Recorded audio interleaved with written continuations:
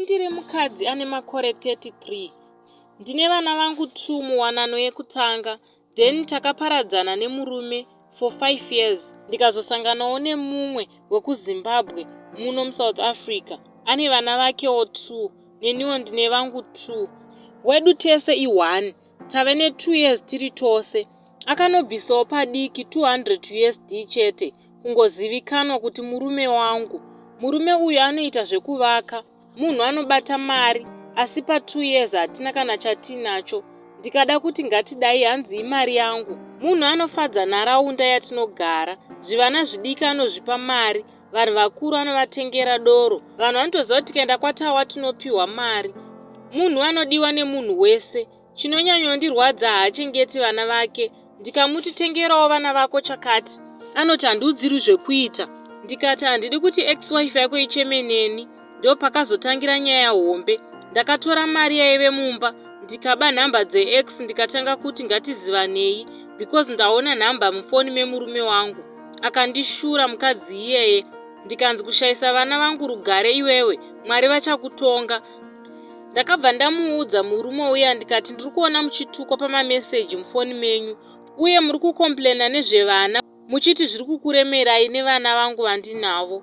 Ine handina mari yandiri kushandisa because ex-husband wangu anochengeta vana vake and everything. Ndatouya kwamuri murunyararo, ndikabva ndatora mari ndikasenda 100 USD kwaari mukadzi uya. Ndikati ndipe masaizi evana, ndikatenga hembe ndikabatisa pabhazi. Ndikati endai munotora, ndinoziva kurwadza kwazvo. Ndakambozviitwawo for 2 years. Ndikazoratidza murume marisits ekumukuru nemafotos ehembe dzevana. Hama dzangu ndakarohwa zvikapera tikawirirana. Chero tikanetsana sei anondiudza kuti ndokudira moyo wako. But now zvinhu zvachinja, haachauyi kumba nenguva. Aisisvika na5, iko zvino vakusvika 12 pakati paho chaipo. Weekend yese handioni munhu. Ndakaenda kumusha for 5 months. Ndikadzoka murume akumwa mapiritsi, ave pachirongwa. Asi haana kuda kundiburira pachena. Aiwanzoridza song yaJust Signal yekuti mama ndarumwa nechekuchera, yandakabhadhariswa idiki diki, kusaziva ndiri kukuvara. Aidzokorora kasingaperi song iyi. Apa akanga akaviga mapills. Ndikazomaona ari kuseri kwewardrobe because anoziva kuti ndichida kuklina ndinomuti undibatsire kupusha. So musi uyu munin'ina wangu akauya. Ndikati regai ndimboita thorough cleaning. Takapusha wardrobe, wanike bhuku rekuchipatara nemapiritsi. Ndakadonha ndikafenda. Ndakatozonomukira kuchipatara. Apa ndinoyamwisa vedu we. Iye akutoita zveutsinye zviye.